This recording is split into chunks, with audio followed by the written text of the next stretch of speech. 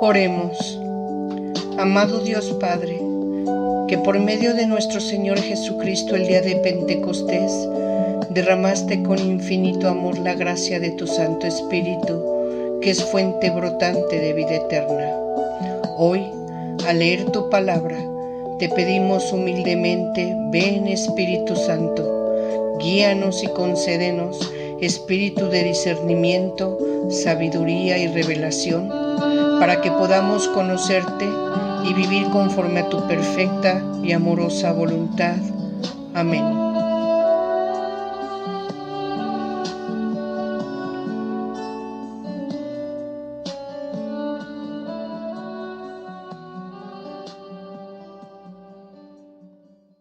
Con el gusto de estar nuevamente con ustedes, con el gusto de saber que nos acompañan una vez más en esta nuestra 11ª cita, 11º capítulo, en la que vamos a ver dos milagros que los encontramos, se narran en la triple tradición de los sinópticos, ¿verdad? La encontramos en Mateo, la encontramos en Marcos, la encontramos en Lucas.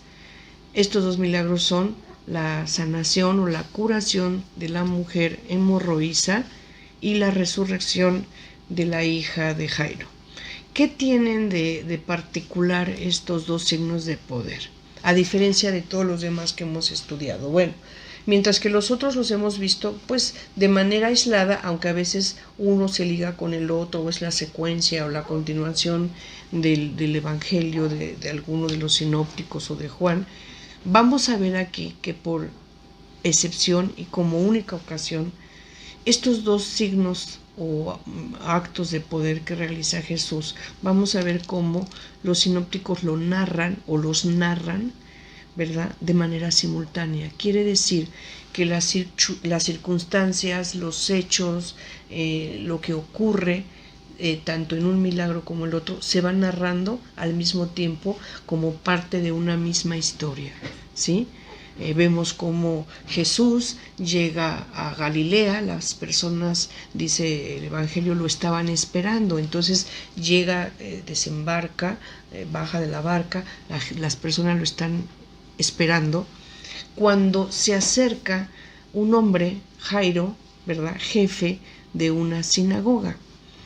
Esto, nótese, es importante porque si era jefe de una sinagoga, bueno, obviamente era de un judío celoso de la observancia de la ley, que estaba obviamente bajo el ojo, bajo la mirada pues del pueblo judío.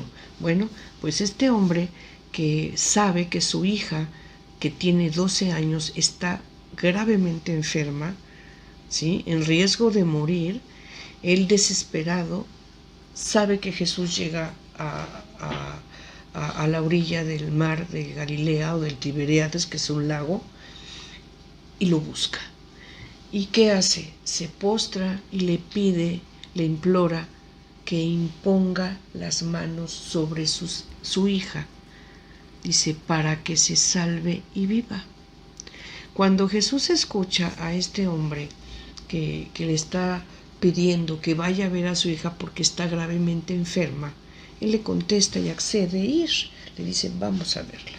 Se encamina a ver a esta pequeñita cuando una mujer que sufría de flujo de sangre durante 12 años, esto quiere decir, no era una menstruación normal que le dura unos días, se retira y se vuelve a repetir a los 28 días, al mes, no, ella ya una enfermedad de esta mujer en la que sufría de manera permanente flujo de sangre. Había visto médicos, había gastado mucho dinero, nos relata el Evangelio que había gastado mucho dinero buscando su curación y sin embargo no la había logrado. Incluso se había quedado ya sin dinero y la curación no la lograba. Entonces ella escucha que nuestro Señor Jesucristo va a pasar por donde ella está. Y entonces ella, en fe, eso es lo importante, sabiendo que Jesús ha obrado grandes prodigios, que ha sanado a muchas personas, ¿verdad? ella piensa, si tan solo toco el borde de su manto, yo me voy a sanar. Luego entonces esta mujer, ¿verdad?, prepara la circunstancia para poder acercarse a Jesús de manera sigilosa, sin ser vista, se agacha casi arrastrándose por el suelo para poder lograr tocar el manto de nuestro Señor Jesucristo, en el que ella tiene fe, se va a poder sanar. Recordemos, Jesús va con Jairo, que es el jefe de una sinagoga, y se dirigen a su casa porque su hija de Jairo está enferma. Entonces pasa Jesús, la mujer lo ve y toca su manto, logra tocar el borde de su manto. En ese momento Jesús inmediatamente se da cuenta, porque dice el Evangelio que sintió que una fuerza salió de él.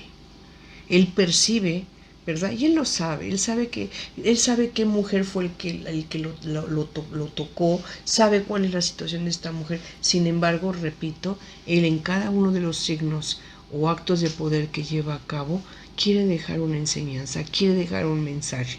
Y para poder lograr esta enseñanza o mensaje, bueno, tiene que interactuar en la situación, ¿verdad? Y es entonces que pregunta, ¿quién me ha tocado? ¿Por qué pregunta quién me ha tocado? Porque él sintió que una fuerza salió de él. Pedro le dice, Señor, bajamos de la barca, ¿verdad? Mucha gente te estaba esperando, las personas te oprimen, venimos entre un gran gentío y tú preguntas, ¿quién te ha tocado? Pues todos están aquí en muchedumbre queriendo estar junto a ti. ¿Cómo preguntas quién te ha tocado? Entonces él aclara y dice, es que sentí que una fuerza salió de mí. Esa fuerza es una fuerza sanadora. Y esa fuerza sanadora se manifiesta en Jesús. Jesús la siente porque atrás de esto hay un acto de fe. Un acto de fe de esta mujer que está pensando, si toco el borde de su manto, me voy a sanar. Entonces él pregunta, ¿quién me ha tocado? Esta mujer, cuando sabe que puede ser descubierta, ¿verdad?, con gran temor, con gran timidez, confiesa, fui yo. Pero en ese momento explica por qué lo hace, por qué lo tocó. Le dice que ha sufrido de flujo de sangre durante 12 años, que nada lo ha curado y que ella sentía que si lograba tocar, aunque fuera sus vestidos, ella iba a sanar. Cuando Jesús la escucha, y todos los que están ahí lo escuchan, ¿verdad?, estaba ya puesto el escenario para que Jesús pudiera, ¿verdad?, manifestar cuál era la enseñanza que quería dar. ¿Y qué es lo que hace con la mujer? ¿Verdad? La toca y le dice, hija mía, tu fe te ha salvado, vete en paz. Y cuando le dice vete en paz, está hablando de ese shalom, ¿sí? Shalom es paz, esa paz de Dios, esa paz que sana, esa paz que restaura, que da seguridad, que da calma, que da confianza. La mujer expresa, se lo dice a Jesús, que en cuanto tocó sus vestiduras, ella sintió la sanación. Ella en ese momento se encuentra conmovida, se encuentra feliz, se encuentra agradecida, ¿verdad?, porque se sabe curada, lo sintió ella en su cuerpo, como el flujo de sangre se retiró. Jesús lo sabe, ¿verdad? Lo sabe, y es por eso que le dice, hija mía, tu fe te ha salvado, vete en paz.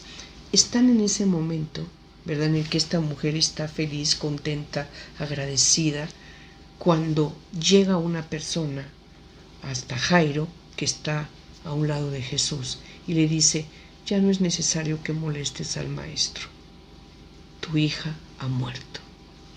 Obviamente para Jairo, pues esto es un golpe emocional doloroso, pero Jesús lo escucha, ¿verdad? Y le dice, no temas, solamente cree. Y aquí es algo bien importante lo que tenemos que detenernos a analizar.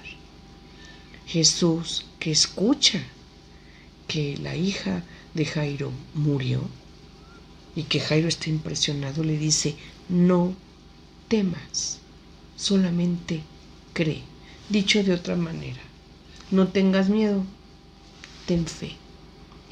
Nuevamente, una vez más, como tantas veces, reiteradamente, ¿verdad? Jesús apela, invita, llama a la fe. La fe. En alguna ocasión pude informarme cuántas veces en la palabra de Dios, en la Biblia, se menciona esta condición. No tengas miedo, no temas, no te alarmes. Dicho de otra manera, al final, no tengas miedo. La Biblia, a lo largo de los 73 libros que tiene la Biblia, dice 365 veces, dice, no tengas miedo. No tengas miedo. 365 veces. Podríamos leerlo una vez cada día del año. Dios, Jesús nos recuerda no tener miedo, tener fe. Bueno, ¿qué sucede? Se van a la casa de Jairo y encuentran ahí, ¿verdad? Según la tradición judía, encuentran a los flautistas, a las lloronas, las familiares, los amigos cercanos, ¿verdad? Acompañando ya el dolor de la madre de la familia que sufre la muerte de esta pequeña de 12 años. Cuando Jesús llega a la casa de Jairo, ya no va con sus 12 apóstoles, que lo acompañaban cuando baja de la barca, lo acompañaban.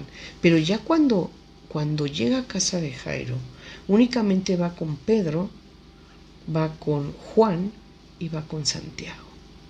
Aquí nosotros vamos a ver cómo este gesto que hace Jesús, en donde únicamente permite que le acompañe Pedro, Juan y Santiago, vamos a ver que esto se repite también, por ejemplo, en la transfiguración de nuestro Señor Jesucristo, ¿verdad? En donde Pedro, Juan y Santiago, únicamente, que son a los que él llama, lo ven transfigurado mientras conversa con Elías y con Moisés, los grandes profetas de la ley, ¿verdad? Moisés y el padre del profetismo, Elías. Vamos a ver cómo nuevamente también están Pedro, Santiago y Juan, cuando los llama aparte en el Getsemaní después de la cena pascual, la última cena, salen del cenáculo, se van al jardín Getsemaní y se aparta de sus apóstoles, llamando a Pedro, a Juan y a Santiago. Y es cuando les dice, mi alma está triste hasta la muerte. Pero se hace acompañar nuevamente de ellos tres. Aquí vemos cómo Jesús, de manera repetida, ¿verdad?, separaba a estos tres apóstoles para hacerlo acompañar. Ocurre aquí en la resurrección de la hija de Jairo. Jesús llega con ellos tres. Cuando llega a la casa que está llena de personas, pide que salgan. No permite que ninguna persona esté ahí con la niña o presencie el acto de poder que nuestro Señor Jesucristo va a hacer. Y entonces se acerca a la niña, llama a sus padres, llama al papá, a la mamá. Entonces estamos hablando de que estaban los tres apóstoles, el papá, la mamá y él, ¿verdad?, en el lugar donde yacía la niña muerta. Un detalle interesante es que cuando llega Jesús a la casa de Jairo y están las personas llorando, los flautistas, pues bueno, haciendo su trabajo, los dolientes acompañando a la madre, ¿verdad?, Él pregunta, ¿por qué lloran? La niña no está muerta. Él hace esto con la intención de que no se dé a conocer o que no se haga notar mucho aquel acto de poder que va a realizar, porque todavía en este momento en el que ocurre estos dos signos de poder, Jesús todavía no declara abiertamente yo soy el Hijo del Hombre, todavía está actuando con cierta discreción, está llevando a cabo su ministerio, entonces no quiere mucho, ¿verdad?, que esto se sepa, entonces actúa con disimulo. Y él dice, ¿por qué lloran? La niña no está muerta, solamente duerme. ¿Qué provocó este comentario de Jesús? Qué triste, lo dicen los tres evangelistas, se burlaron de él. Se burlaron de él cuando dijo que la niña solamente estaba dormida. Bueno, entra, repito, con sus tres apóstoles, con el papá, con la mamá, pide que todos los demás salgan del lugar, toma de la mano a la niña, según la versión de Marcos, porque en la versión de Mateo vamos a ver que no hay tocamiento, no la toma de la mano. Pero aquí en el Evangelio de Marcos, que es el que vamos a analizar, porque es el que nos da más detalles, más colorido, narra con mayor profundidad este signo de poder que estamos viendo. Entonces toca a la niña y le dice Talita cum, que en arameo quiere decir muchacha, levántate. Esta frase que le dice, pues bueno, es un anuncio, ¿verdad?, de la futura resurrección. ¿Qué sucede después de que le dice Talita cum? ¿Sí? Muchacha, levántate. La niña despierta, se incorpora, ¿verdad?, y empieza a caminar. Obviamente ante el asombro, la alegría, el agradecimiento del papá, de la mamá, los apóstoles que le acompañan y que presenciaron, fueron testigos, ¿verdad?, de la resurrección de esta chiquita. Y Jesús únicamente les dice, no comenten nada con nadie y denle de comer. Y si nosotros leemos a una simple lectura, es lo que vamos a poder percatarnos y poder percibir a la lectura.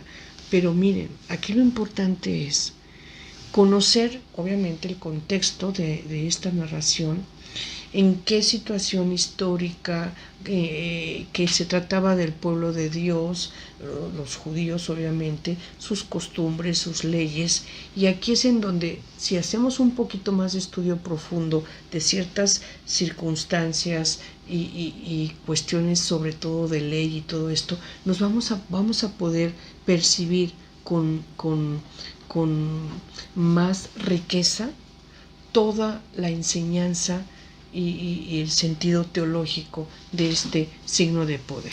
Así entonces, viendo el material que aquí preparé, me gustaría que lo proyectáramos en pantalla. Así entonces dice, notas importantes para el análisis de la tradición de Marcos 5:21 a 43, curación de una hemorroísa y resurrección de la hija de Jairo. Número 1. Nosotros vemos que Jairo le pide a Jesús que lo acompañe a su casa y que imponga las manos en su hija para que se salve y viva. Bueno, la imposición de las manos es un gesto bíblico de gran significado. Esto quiere decir, en la Biblia nosotros vamos a encontrar pasajes bíblicos en donde imponer las manos tiene un gran significado. Por ejemplo, en el Antiguo Testamento, imponer las manos podía ser una bendición, o también podía ser la sustitución de víctima. Esto quiere decir, cuando una persona se sabía en pecado, ¿qué hacía? Acudía, ¿verdad?, al templo y llevando un cordero, que es la víctima, el encargado del servicio del templo revisaba el cordero que fuera sin mancha, que fuera perfecto, que no tuviera defecto, para que pudiera ser objeto de víctima, ¿sí? De sacrificio. Entonces, después de esto, ¿qué pasaba? El que estaba ofreciendo ese sacrificio porque sabía que tenía pecado, ¿qué hacía? Ponía sus manos sobre la cabeza del cordero. Y en ese acto de poner las manos sobre la cabeza del corderito, su pecado pasaba al corderito. Y entonces es cuando este corderito era sacrificado. Entonces en el Antiguo Testamento vemos que podía ser una bendición o podía ser una sustitución de víctima para el perdón, ¿verdad? O más que perdón, para lavar un pecado.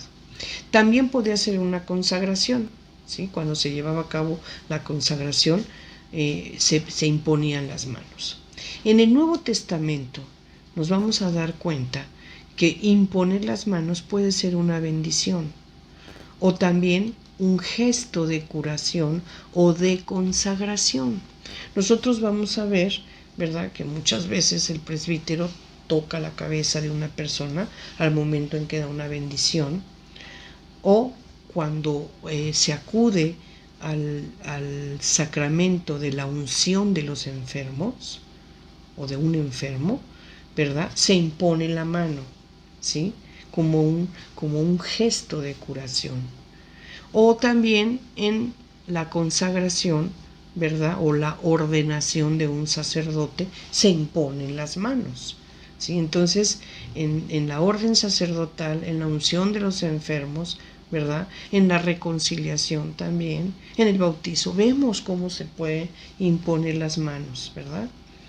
Aclarando lo siguiente, imponer las manos no es un ademán mágico, por favor, no es magia.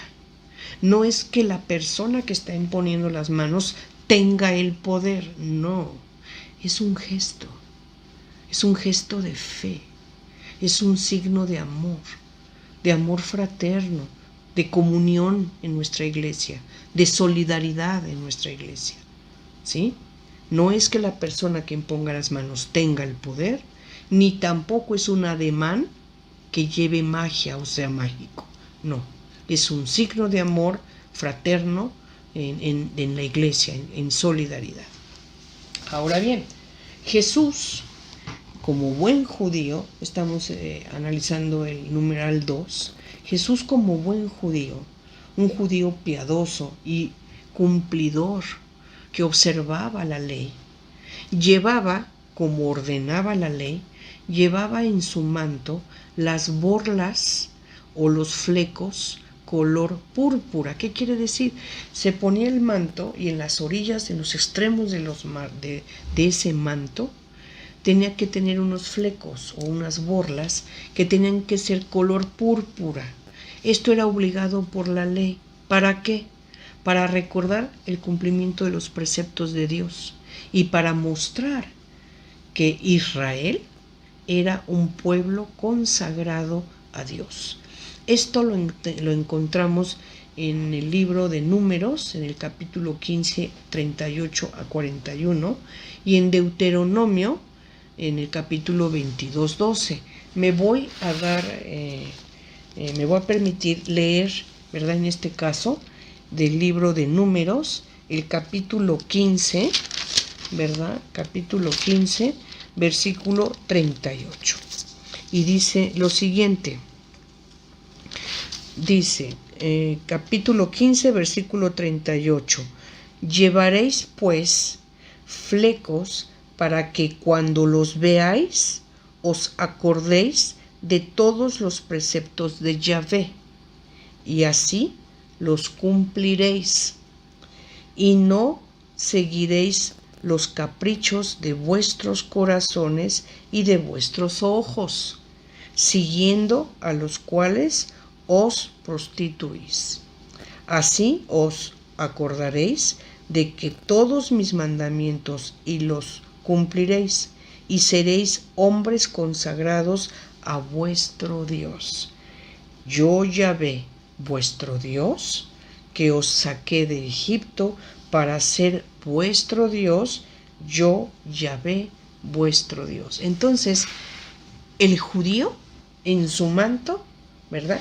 De acuerdo a la observancia de la ley, en este caso del libro de Números capítulo 15, 38 a 41, ordenaba que debían tener en sus mantos estos flecos color púrpura.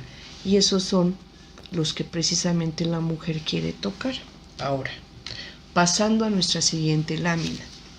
Según la ley judía, la mujer hemorroísa, esta es, la que tenía flujo de sangre, era impura y debía permanecer aislada, según Levítico, en su capítulo 15, versículo 19 al 27, que me voy a dar el permiso de leer. Dice lo siguiente, Levítico capítulo 15, versículo 19. Es larguito, vamos a leerlo. Dice, la mujer que tenga la menstruación permanecerá impura por espacio de 7 días, y quien la toque será impuro hasta la tarde. Todo aquello sobre lo que se acueste durante su impureza quedará impuro, y todo aquello sobre lo que se siente quedará impuro. Quien toque su lecho lavará los vestidos y se bañará y quedará impuro hasta en la tarde. Quien toque un mueble, cualquiera que sea, en el que ella se haya sentado, lavará sus vestidos, se bañará y será impuro hasta en la tarde. Quien toque algo que está sobre el lecho o sobre el mueble donde ella se sienta, quedará impuro hasta en la tarde. Si uno se acuesta con ella, se contamina de la impureza que tienen sus reglas y queda impuro 7 días. Todo lecho en el que él se acueste será impuro. Esto es solamente por un flujo de sangre de 7 días, que vendría a ser una regla normal. Pero aquí viene también regulación para aquellos casos, porque era frecuente esta enfermedad, en la que la mujer sufría un sangrado permanente y se llamaba flujo de sangre, que es lo que tenía esta hemorroísa, tenía una hemorragia permanente que le había durado durante 12 años y que había gastado todo su dinero tratando de buscar curación y no la había logrado.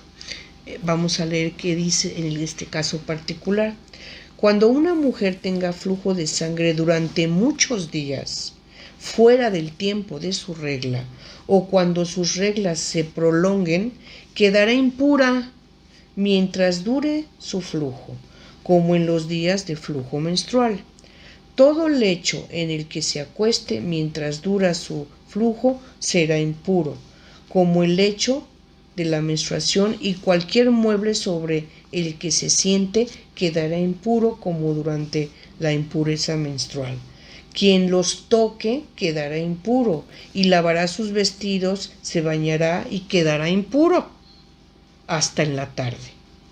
Una vez que ella sane de su flujo, contará 7 días y quedará después pura. ¿Qué quiere decir? Esta mujer, de acuerdo a esta disposición que era ley, ¿sí? Era impura. Y por lo mismo tenía que permanecer aislada. No podía convivir con ellos en una casa acercándose de manera normal. No, tenía que comer aparte, sus utensilios, su plato, donde ella comía, sus trastos, sus ropas, todo tenía que estar aparte y separado. Ella vivía condenada al aislamiento porque era considerada impura. Nadie la podía tocar y ella no podía tampoco tocar a nadie porque los contaminaba. Entonces, si ella se atrevía a tocar a alguien, podían denunciarla y ella tendría responsabilidad Y bueno, la mujer era severamente castigada por alguna inobservancia de la ley. Entonces ella se arriesgaba cuando tocaba a Jesús o cuando pensó tocar a Jesús. Ella sabía, ¿verdad?, que podía ser mal vista, que podía ser castigada severamente por haberse atrevido en su situación de impureza, haberse atrevido a tocar las vestiduras de un varón, en este caso nuestro Señor Jesucristo. Ahora bien, veamos la lámina. En el Antiguo Testamento, agarrar el manto significaba implorar fervientemente, ¿sí? O sea, alguien que quería pedir, rogar algo, ¿verdad?, ¿qué hacía? Se arrojaba a los pies de la persona a quien quería pedirle un ruego, una ayuda, una consideración, y tocaba sus mantos, ¿verdad? Eso era señal de implorar, pero de implorar con fervor. Esto lo encontramos en Isaías 15:24. Luego, la mujer hemorroísa, impulsada por su fe, quiere tocar el manto de Jesús. Jesús, al simple contacto de la mujer que toca su manto con fe, siente que de él sale una fuerza. La mujer queda curada de la enfermedad que sufrió durante 12 años, queda liberada del aislamiento en el que vivía y también queda reintegrada a la vida de su comunidad judía. Este fue de verdad un acto de poder en el que Jesús muestra, enseña a través de este signo la importancia de la fe, la importancia de actuar en nuestra vida cotidiana siempre con fe. La fe salva, la fe libera, la fe restaura, la fe devuelve, ¿verdad?, tranquilidad, amor. La fe da vida. El justo por la fe vivirá. Nosotros lo sabemos, nos los ha dicho, ¿verdad? En Romanos 7, le voy a dar lectura. Romanos 1, versículo 17, lo encontramos y dice aquí, Epístola a los Romanos, capítulo 1, versículo 17, porque en él se revela la justicia de Dios, de fe en fe, como dice la Escritura, el justo vivirá por la fe. Obviamente haciendo alusión al libro de Habacuc, que nos habla en su capítulo 2, versículo 4, de la fe, ¿verdad?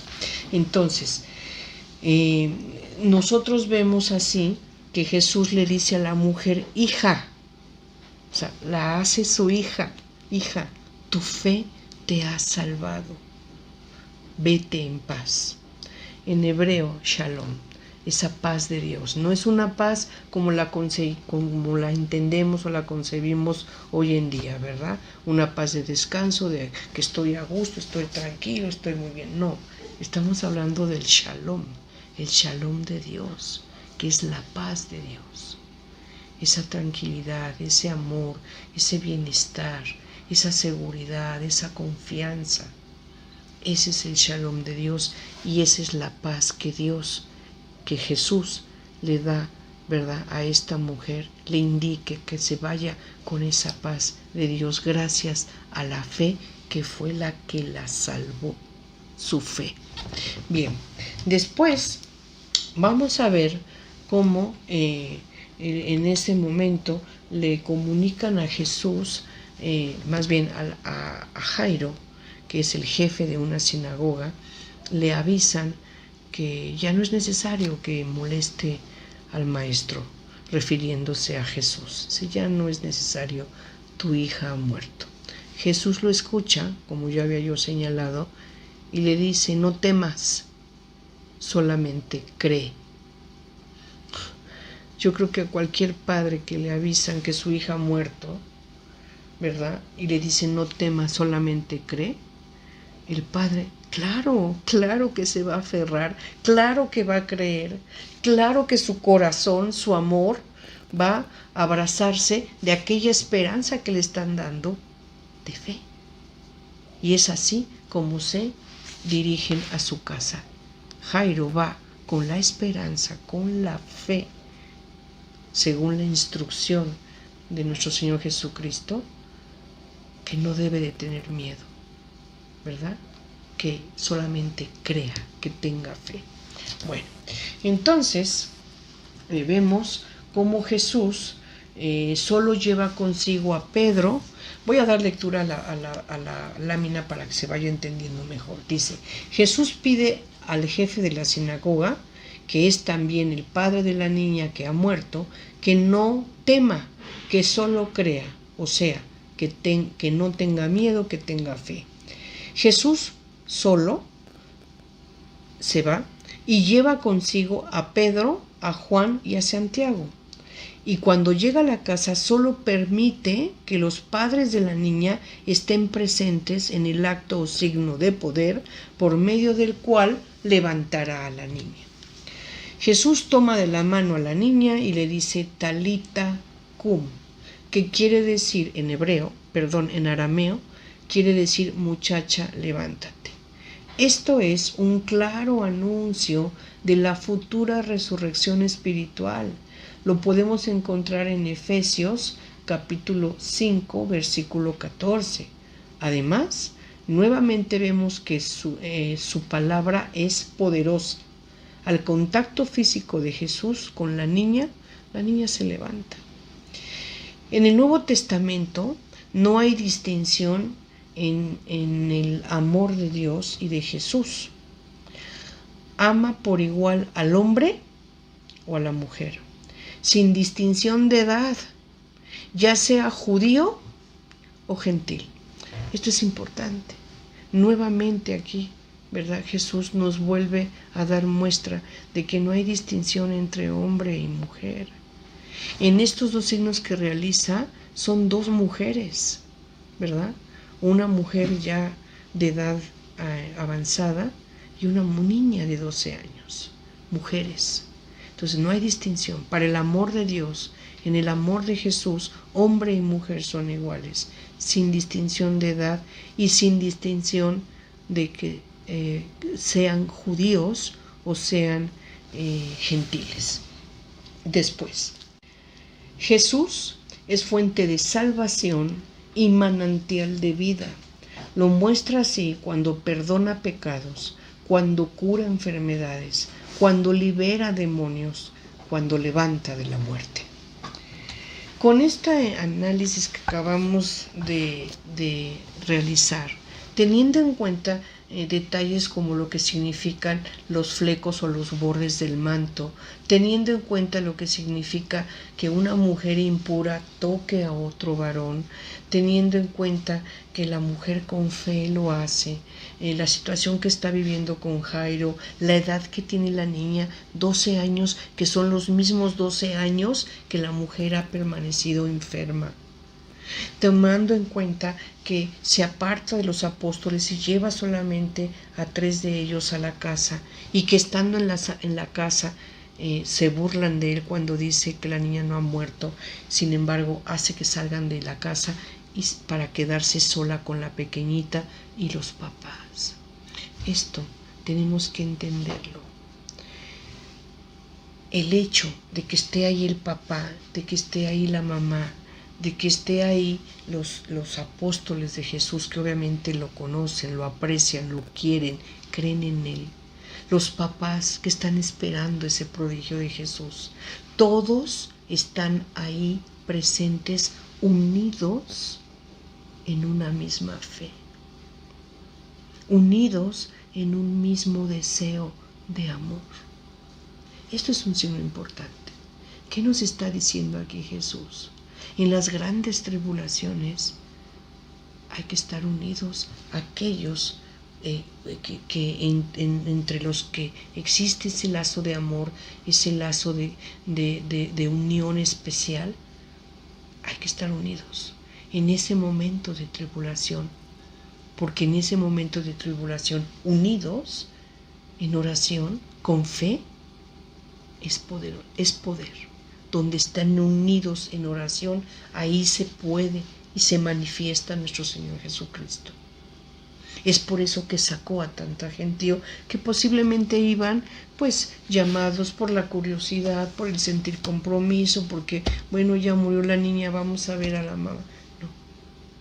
En esos momentos, quienes son los dolientes, los más cercanos, los más unidos, es cuando tenemos que estar ahí para poder lograr una oración poderosa, basada en la fuerza de la fe. Esto es importante. Bien, con estos comentarios vamos a darle lectura entonces. Empezamos con la tradición de Marcos, capítulo 5, versículos 21 a 43. Curación de una hemorroísa y resurrección de la hija de Jairo. Jesús pasó de nuevo en la barca a la otra orilla y se aglomeró junto a él mucha gente. Él estaba a la orilla del mar. Llegó entonces uno de los jefes de la sinagoga llamado Jairo, que al verle cayó a sus pies y le suplicaba con insistencia: mi hija está a punto de morir. Ven, impón tus manos sobre ella para que se salve y viva. Jesús se fue con él. Le seguía un gran gentío que lo oprimía. Había una mujer que padecía flujo de sangre desde hacía 12 años y que había sufrido mucho con numerosos médicos. Había gastado todos sus bienes sin encontrar alivio. Al contrario, había ido a peor. Sabedora de lo que se decía de Jesús, se acercó por detrás de la gente y tocó su manto. Y es que pensaba: si logro tocar, aunque solo sea sus vestidos, me salvaré.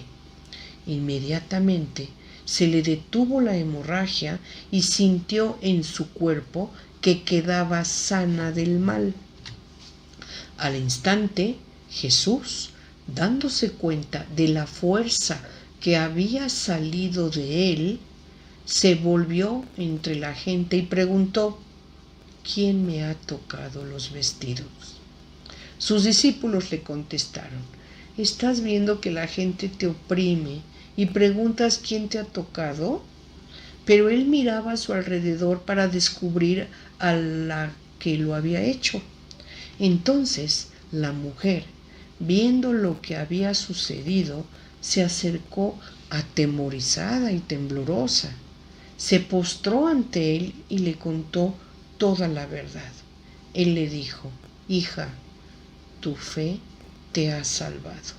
Vete en paz y queda curada de tu enfermedad. Mientras estaba hablando, llegaron unos de la casa del jefe de la sinagoga, o sea, de Jairo, diciendo: tu hija ha muerto. ¿A qué molestar ya al maestro?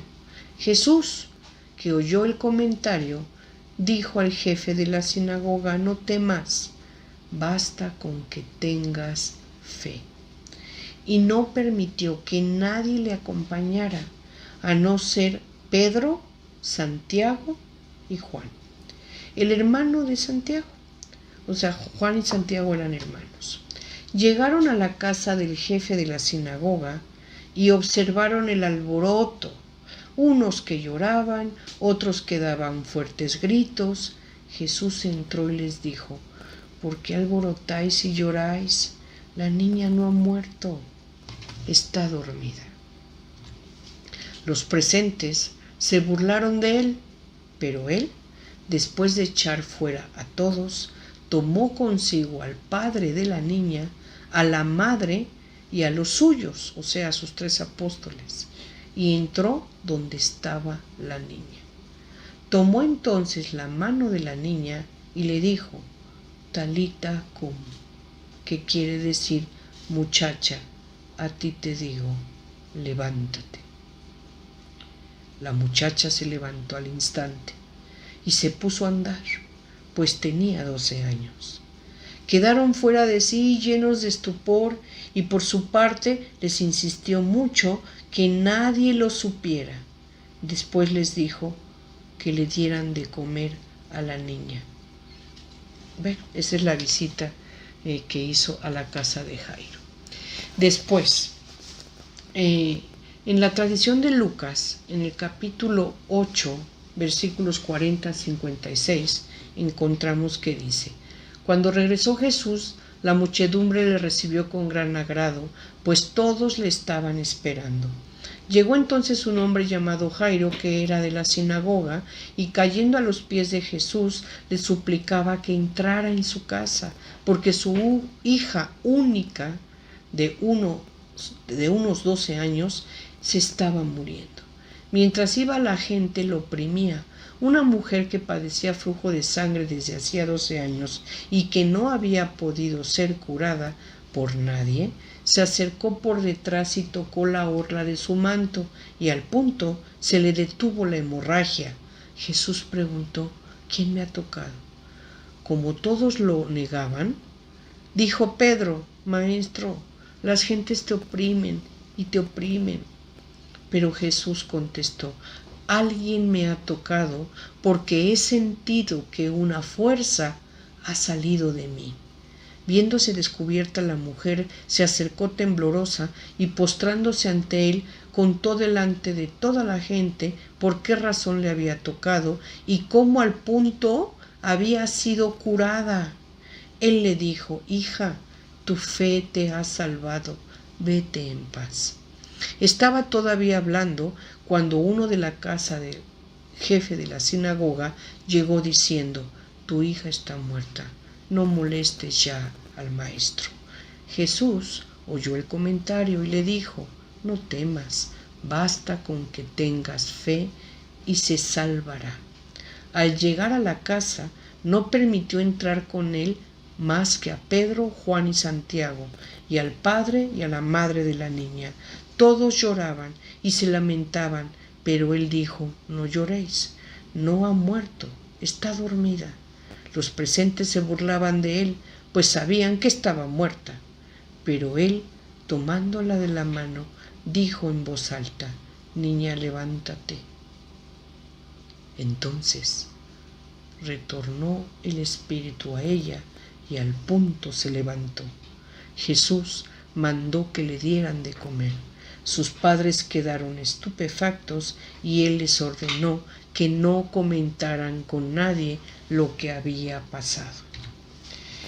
Y por último, en el Evangelio de Mateo, en su capítulo 9, 18, 26, nos dice: Les estaba hablando cuando de pronto se acercó un magistrado y se postró ante él diciendo: Mi hija acaba de morir, pero ven, impón tu mano sobre ella y vivirá. Jesús se levantó y le siguió junto con sus discípulos. En esto, una mujer que padecía hemorragias desde hacía 12 años se acercó por detrás y tocó la orla de su manto, pues decía para sí: Con solo tocar su manto me salvaré. Jesús se volvió y al verla le dijo: Ánimo, hija, tu fe te ha salvado. Y desde aquel momento quedó sana la mujer. Al llegar Jesús a casa del magistrado y ver a los flautistas y a la gente alborotando, dijo: Retiraos, la muchacha no ha muerto, está dormida. Los presentes se burlaban de él, pero una vez echados fuera la gente, entró él, la tomó de la mano y la muchacha se levantó. Esta noticia se divulgó por toda aquella comarca. Nosotros vamos a ver aquí que el Evangelio de Mateo pues prácticamente resume, sintetiza, y así es. En realidad el Evangelio de Mateo es muy breve siempre. Él a lo que va, no hace grandes expresiones o grandes hipérboles, ¿verdad? Como lo hace por ejemplo Lucas. Mateo es más conciso, más resumido. Él refiere desde un principio que el jefe de la sinagoga, en este caso el magistrado, como dice aquí, anuncia a Jesús que su hija ya está muerta.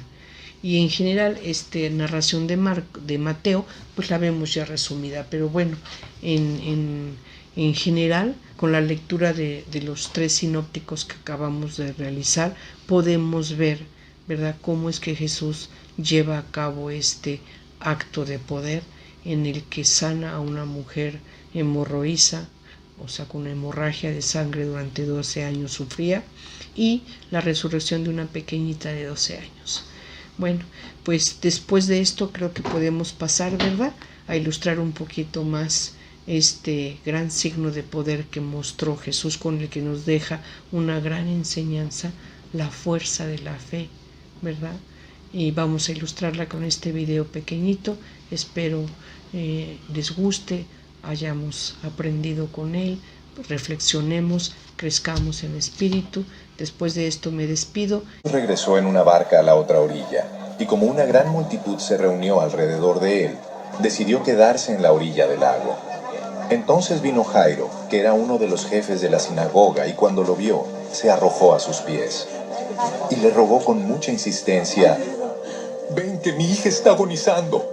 Pon tus manos sobre ella para que sane y siga con vida». Jesús se fue con él, y una gran multitud lo seguía y lo apretujaba. Allí estaba una mujer que desde hacía 12 años padecía de hemorragias, y había sufrido mucho a mano de muchos médicos, pero que lejos de mejorar, había gastado todo lo que tenía sin ningún resultado. Cuando oyó hablar de Jesús, se le acercó por detrás entre la gente y le tocó el manto. Y es que decía: «Si alcanzo a tocar aunque sea su manto, me sanaré». Y tan pronto como tocó el manto de Jesús, su hemorragia se detuvo, por lo que sintió en su cuerpo que había quedado sana de esa enfermedad.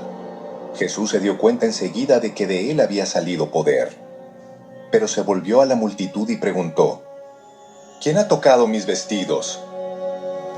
Sus discípulos le dijeron: «¿Estás viendo que la multitud te apretuja y preguntas: ¿quién me ha tocado?». Pero Jesús seguía mirando a su alrededor para ver quién había hecho eso. Entonces la mujer, que sabía lo que en ella había ocurrido, con temor y temblor se acercó, y arrodillándose delante de él le dijo toda la verdad. Jesús le dijo: «Hija, por tu fe has sido sanada. Ve en paz y queda sana de tu enfermedad». Todavía estaba él hablando cuando de la casa del jefe de la sinagoga vinieron a decirle: «Ya no molestes al maestro, tu hija ha muerto». Pero Jesús, que oyó lo que decían, le dijo al jefe de la sinagoga: «No temas, solo debes creer». Y con la excepción de Pedro, Jacobo y Juan, el hermano de Jacobo, no permitió que nadie más lo acompañara. Cuando llegó a la casa del jefe de la sinagoga, vio mucho alboroto y gente que lloraba y lamentaba.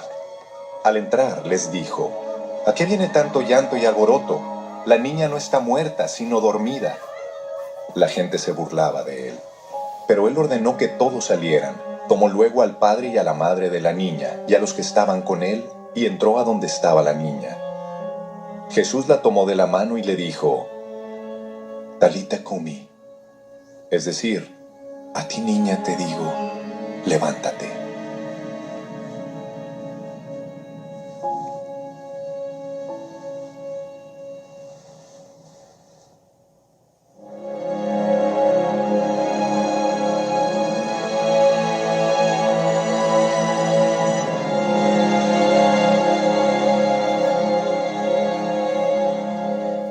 Enseguida la niña, que tenía 12 años, se levantó y comenzó a caminar.